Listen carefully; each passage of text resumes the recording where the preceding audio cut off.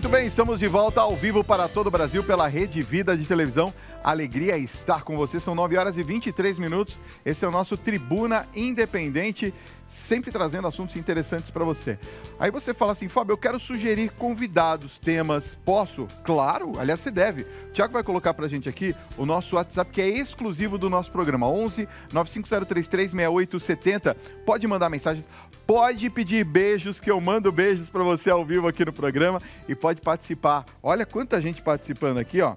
E tem muita gente participando mesmo aqui, olha, Silvia acompanhando o nosso programa, obrigado. Olha, são tantas mensagens que eu não consigo, às vezes, olhar aqui, mas podem mandar as mensagens que eu respondo sempre, tá? Aliás, pra falar em responder, coloca minhas redes sociais, Thiago, @FabinhoTV, no Instagram, é o que eu mais uso, tá? O Instagram, @FabinhoTV.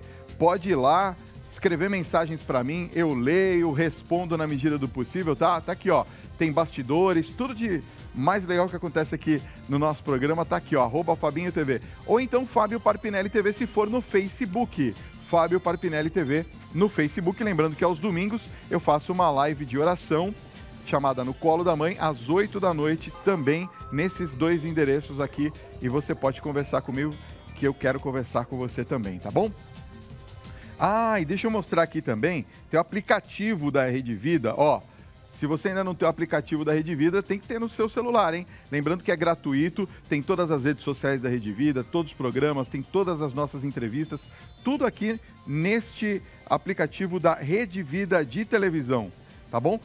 Baixa aí no seu smartphone, tem tanto da Apple quanto também, se for da Google, o Android tem também, pode baixar e vale a pena, tá bom? Baixa agora o aplicativo da Rede Vida no seu celular, você pode inclusive assistir ao vivo o nosso programa. Bom demais, né? Gente, eu quero conversar agora com a doutora Alessandra Gazzola, que é cardiologista, sobre doenças silenciosas do coração. Você tem cuidado do seu coração, né? Nós vamos falar também sobre a importância das consultas e dos exames periódicos. Doutora, boa noite. Bem, boa noite. Seja prazer. muito bem-vinda aqui ao nosso Obrigada Tribuna, pela viu? oportunidade. Eu que agradeço a senhora ter vindo, porque nós estamos no final do ano. Se tem uma coisa que a gente tem que cuidar é do coração, não é verdade? Não, sim. Não só por conta das emoções, mas porque muitas das vezes a gente deixa de lado, né? Fala, no final do ano eu vou fazer um check-up, não faz. Ah, no ano que vem, quando começar, eu faço. Aí Vou começa passar as festas, aí depois eu faço, Não é? aí vai entrando os feriados, e vai entrando a rotina e acaba não fazendo. Não é? E aí, eu pergunto para você, que tipos de sintomas, por exemplo, que podem apontar que é preciso eu ter uma atenção maior com o coração, que eu preciso fazer um check-up? Inicialmente, né, tem que observar a questão de cansaço, aceleração do coração, às vezes do nada, parado, desconforto no tórax quando faz atividade física, né? Isso tudo soma dados para a gente pensar em uma consulta e direcionar para doenças do coração. Tá.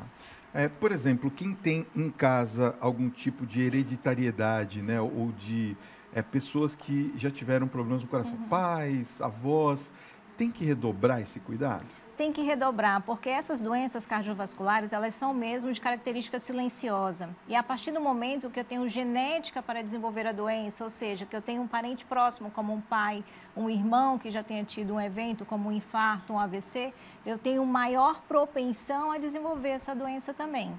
Então, eu tenho que fazer o check-up, que é a prevenção. A Organização Mundial de Saúde, assim como a Sociedade Brasileira de Cardiologia, já determina que prevenção é o melhor remédio para evitar as doenças cardiovasculares. E de quanto em quanto tempo que eu preciso fazer um check-up? Olha, eu recomendo anualmente, tá? Porque em um ano a gente passa muito rápido, a gente se excede no trabalho, ganha peso, adquire hábitos que não são legais, como o sedentarismo, né? Enfim, então anual a gente consegue ter um controle melhor, até porque, por exemplo, triglicerídeos, o colesterol, eles são muito variáveis, né? Se eu tenho genética para desenvolver diabetes, eu tenho que ter esse controle anual também, para avaliar os níveis de glicemia, de hemoglobina glicada, por exemplo, que é o padrão ouro, né, para o diagnóstico da doença hoje. Então, eu sempre oriento o meu paciente, quando estiver ali próximo do seu aniversário, marca aquela data para fazer a sua rotina. Que não Próximo tem como do escapar. aniversário. Porque aí você vai lembrar, né? Exatamente. Acaba sendo uma facilidade para fazer esse controle anual. Tá, eu tenho que fazer essa pergunta porque tem pessoas que estão nos assistindo e falam assim, mas Fábio, eu nunca senti nada no peito, nem dor no coração, nem nada, então não preciso fazer check-up. Não, Tem que fazer. tem Por que quê? fazer. Eu, por exemplo, já tive vários pacientes em campanha que eu acho muito legal, né, de empresas de final de ano, vamos fazer uma corrida, né, para comemorar o desenvolvimento da empresa e tal, e aí pedem uma avaliação. E dessas avaliações, vários pacientes precisaram de colocar stent, outros precisaram operar o coração, porque é uma doença silenciosa, a pessoa tem genética, dá uma caminhadinha leve nos finais de semana, né? E acha que está tudo bem, na verdade não está bem. Poderia ter corrido um infarto, até mesmo uma morte durante uma corrida de 5 quilômetros, por exemplo. Quer dizer, por conta do esforço, não é isso? Por conta do esforço. Agora, quais são os principais fatores de risco que nós temos? Além do sedentarismo, a má alimentação, acho que é um dos principais, ou não? Olha, eu digo que os principais fatores de risco são aqueles que são modificáveis e as pessoas ainda não tendem a modificar. Ótimo. Dentre ele, o principal que leva ao desencadeamento de várias doenças para a doença cardiovascular chama-se sedentarismo. Né? As pessoas não entendem que ser ativo é uma situação, mas fazer atividade física é outra. Então, fazer atividade física é considerado 150 minutos semanais e é a partir daí que eu consigo fazer liberação de neurotransmissores para saciedade, então vou comer menos, para felicidade, então eu vou reduzir minha carga de estresse, né? Para liberação de dopamina, por exemplo, que leva à prevenção de doenças de Alzheimer, como doenças de Parkinson, né? Isso tudo com atividade física, saindo do sedentarismo, lógico. Além do sedentarismo, que a gente consegue modificar, também tem o tabagismo, tá? Que pesa bastante. Sim. Fumar muito, às vezes, né? Não só fumar. A gente sabe que a questão do cigarro tem uma dependência química, né? E a gente compreende que isso também é uma doença. Mas as pessoas que convivem com o tabagista também sofrem com isso, porque existe uma determinação que chama-se PTA, Poluição Tabagística Ambiental. Se eu convivo com o tabagista, mesmo que ele fume lá fora, espere uma hora, demore para subir no 23º andar, quando ele falar, há emissão de poluentes que ficam no ar. E esses poluentes são 4.500 poluentes. Então, a criança que convive com alguém que só fuma lá no trabalho, ela tem mais otite média, ela tem mais infecção respiratória, ela tem mais rinite, mais sinusite, doenças inflamatórias pulmonar. Isso já foi até publicado pela Santa Casa aqui do estado de São Paulo, né? Como as pessoas que fumam não têm essa consciência e não têm a informação também. Não, é a primeira vez que eu ouço falar disso, né? De que mesmo que a pessoa vá fumar num local apropriado, vamos dizer assim, entre aspas, né? Um lugar reservado para isso, quando ela volta, ela traz consigo a toxicidade, não é que ela, é isso? ela traz, na verdade, o pulmão dela elimina tudo aquilo que ela absorveu. No ambiente que ela está, é isso? No ambiente que ela está. Como são partículas pesadas, ficam no ar, né?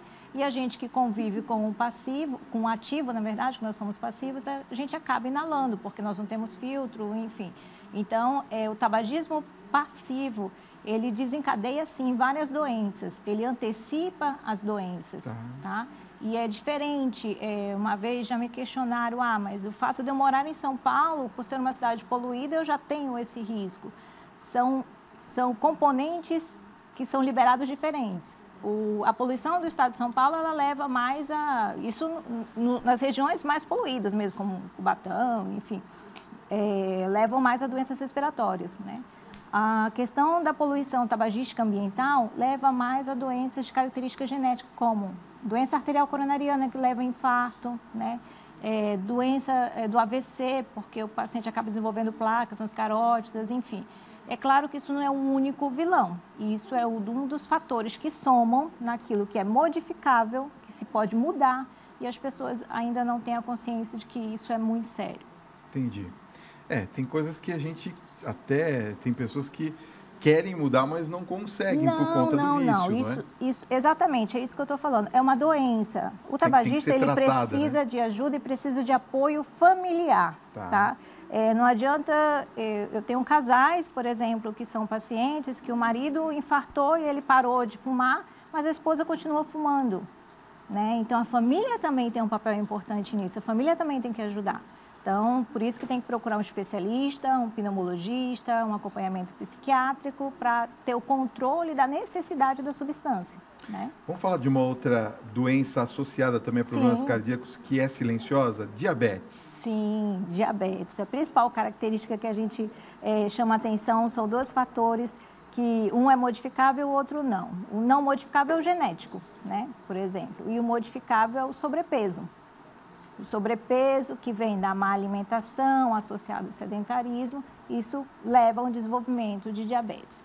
E muitas pessoas fazem uso do laboratório, né? Ah, eu fui no médico, peguei os exames, hoje tem informação para todo mundo, né? Ele olha lá o valor de referência, ah, mas a minha glicemia de jejum deu normal, tá tudo certo, eu não tenho diabetes. E não é bem assim. Existem outros fatores que a gente analisa junto, não só com a glicemia de jejum, ou alguém tem o aparelho da vovó lá e pega, não, deu normal, então eu não tenho diabetes. E não é o ideal, não é o válido. O válido mesmo... Não pode fazer aquele exame por si só, tem que ter um especialista. Não pode, tem que ter um especialista com uma orientação adequada, porque existem outros exames que são padrão ouro, né, para o diagnóstico de diabetes. Você sabe que tem também, tenho visto isso de uma maneira próxima até, de pessoas que eu conheço, um aumento considerável em infartos fulminantes, né? Principalmente em jovens. Principalmente em jovens. Eu queria saber, primeiro, por que esses infartos têm dado tanto mais em pessoas jovens e aonde que ele entra nessa categoria dos graus de risco de doenças cardiovasculares? Eu costumo dizer que o início desse fator começa lá na adolescência. A adolescência é onde a gente encontra o maior índice de sedentarismo, principalmente aqui no Brasil. Idade, mais ou menos? Entre 13 e 15 anos. 13 e 15 anos, ou seja, que a criança não faz nada de exercício, é isso? Exatamente. Atividade física zero. Zero, que a aula de educação física na escola já é muito obrigatória. Elas ficam cansadas, né? Só de mexer no celular, é isso? Exatamente. Tá. A facilidade do controle, né, do smartphone, da internet, da TV que liga no som, enfim. Isso tudo vai acomodando e vai acostumando. Além do fato também dos pais serem um exemplo de casa. Ah, mas meu pai não faz atividade física, eu também não sou obrigada a fazer. Certo. E ali começa o desenvolvimento que leva a doença que leva ao infarto, né? Que é o acúmulo de placa de gordura, né? E um acúmulo de cálcio, muitas vezes, que instabiliza e se aloja ali na artéria do coração. Porque soma o sedentarismo, soma a má alimentação, que hoje é prática, né? Um fast food, que não tem qualidade, produtos industrializados, pouca fruta, pouca fibra, né, para aumentar o metabolismo, enfim. E principalmente também a questão da genética. Muitas vezes hoje nós fazemos o diagnóstico dos pais através do filho. Olha só. Porque o jovem tem um acometimento do infarto, né? O pai nunca procurou um check-up, é uma doença de maior característica do sexo masculino, mas também está em vigência no sexo feminino, principalmente no início da menopausa, né, que acaba o efeito protetor que a gente tem, né, ovariano, enfim. E aí é quando a gente vai fazer o rastreio. Olha, eu recomendo que todos os seus familiares, irmãos, pais façam um check-up e é onde a gente consegue fazer o diagnóstico do mais velho. Que coisa, né? Quer dizer, inverteu a ordem dos fatores, né? Mas isso quando a gente consegue atuar de forma efetiva, né? Certo. Porque tem uma diferença do infarto do jovem com o infarto de uma pessoa mais adulta. E que seria exatamente o risco é muito maior. O risco é maior infartar, para o jovem? Para o jovem. Por quê? É o risco maior de morte. Porque o coração jovem, ele não tem o que a gente chama de circulação colateral.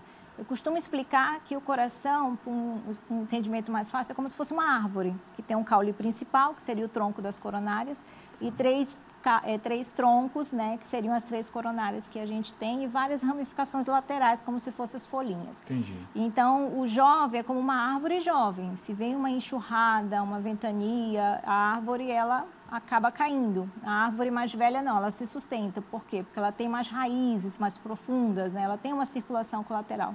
Então, infelizmente, a gente perde paciente com faixa etária de 32 anos, que chega na porta do pronto-socorro com infarto, 35 anos, né? Esses são mais difíceis de salvar, porque eles não têm essa ramificação de proteção.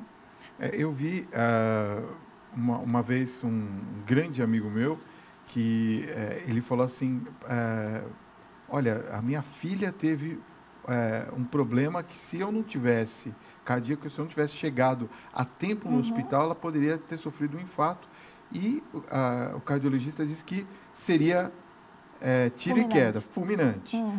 Então, é por conta disso. Quer dizer, não se tem uma ramificação maior onde o sangue encontre uma maneira de sair, não é isso? É isso. Agora, uma coisa que eu queria também falar é a respeito de cuidados para que as pessoas possam ter, por exemplo, as que já tiveram e as que não têm ainda, uma saúde boa do coração. Mesmo quem não tenha sentido nada, né? A gente sabe que a alimentação, a gente sempre fala dos exercícios, mas assim, tem alguma dica de ouro que a gente possa utilizar? Por exemplo, né? A gente ouve falar dos benefícios do azeite. Aí tem pessoa que acha que tomando uma tacinha de azeite todos os dias vai resolver o problema todo coronariano. Outras, na questão do vinho. Existe alguma dica de ouro nesse sentido para a gente... A única dica de ouro que nós temos, que todos nós já sabemos e que todas as sociedades instituem, é o que a gente chama de MEV, né? Que é mudança de estilo de vida. Tá. Onde você tem que se priorizar, onde você tem que se cuidar. Tá? Se você é um grande empresário e não tem tempo para fazer a sua atividade física, você tem que englobar a sua família ali junto, ir num parque 3 vezes por semana e ali fazer sua caminhada junto e cuidar da alimentação. Eu até converso com meus pacientes no consultório, né? Você não pode ir no supermercado com fome, você tem que pensar 2 vezes se aquele produto que você está levando para casa é realmente necessário, por exemplo, um refrigerante. Por que levar um refrigerante? A gente sabe hoje, como uma medida preventiva, né, a concentração de sódio que a gente pode adquirir durante um dia, que são 5 gramas, né? Mas em um copo de 250 ml de refrigerante tem 3 gramas. Então, conseguir de 250 ml. Se a gente pode 5 no dia todo. Isso. Então, se eu tomar 2 copos de refrigerante, eu já passei. Já passou. Por isso que 30% da população hoje do Brasil são hipertensos. E a partir dos 18 anos. Que coisa, né, gente. E, infelizmente, a maioria desses 30% não tem o conhecimento que são hipertensos, porque é uma doença silenciosa. Entendi. Né? E aqueles que sabem, por não sentir nada, também têm a dificuldade, às vezes, de se adaptar, que é mudança de estilo de vida, de tomar o remédio, fazer atividade física, o álcool, alimentação. No caso? O álcool é um grande questionamento nos nossos congressos, né? Porque é aquela coisa, se sabe beber, tudo bem, se não sabe, então não beba. Porque a gente tem benefícios com flavonoides que contém no vinho, por exemplo, mas seria liberado uma taça de vinho por dia ou uma lata de cerveja por dia, que é equivalente, né, à concentração de álcool que tem. Só que isso não são doses acumulativas. Então, se eu não bebi segunda, terça, quarta, quinta e sexta, eu não posso beber tudo no sábado. Ah, entendi. Quer dizer, você não pode tomar o referente aos 5 dias da semana, no final de semana, por exemplo. E por que não pode? Porque aí aumenta a concentração do teor de álcool, consequentemente, você aumenta a frequência cardíaca e aumenta a pressão. E aí é onde acontece o evento. O que é o evento? Um infarto, um AVC, né, uma convulsão, qualquer outra alteração que pode te levar, né, a um risco maior, uma sequela maior, que são das doenças cardiovasculares. Que coisa, ela tem muitos elogios aqui, a nossa entrevista. Obrigada. Quero agradecer a todos. Tem uma pessoa que está escrevendo aqui de Corinto, Minas Gerais, pedindo um abraço, diz que a doutora é nota 1000. Tem uma outra pessoa que escreveu aqui falando parabéns pelas explicações muito interessantes, e principalmente das doenças silenciosas, tá vendo? A gente não fala, né, na televisão sobre as doenças silenciosas, e elas existem, a gente fica preocupado. E o melhor de tudo, né? Tem como prevenir. Exato, que as pessoas pensam menos na prevenção, não é? Pensam, acho que não, eu sou jovem, eu ando 1 quilômetro na esteira, eu não preciso fazer avaliação, e esquece que o pai já tem a doença, ou que a mãe tem a doença, e que está um pouco com sobrepeso, enfim. Mudança de estilo de vida é o caminho. Doutora, quero agradecer muito sua presença. Quero passar os contatos da doutora, que eu sei que vai ter muita gente entrando em contato com ela. O Instagram, @dra.alessandragazola. Está aparecendo aqui no vídeo, bate uma foto para depois você acessar. O YouTube, tem vídeos lá explicativos, é isso? Tem. Doutora DRA também, né? Ponto Isso. Alessandra Gazola, cardiologista, tá bom? Para você entrar no canal no YouTube da doutora. E tem um site, www.g2health.com.br, tá aparecendo também aqui no vídeo, bate a foto para você acessar direitinho. Queria agradecer muito, doutora Alessandra, a sua presença nessa noite. Foi ótimo. Um excelente final de ano, né? Para todos nós. E vamos tomar cuidado. Por Precisamos, favor, né? Obrigado, viu? Obrigado por ter vindo, tá?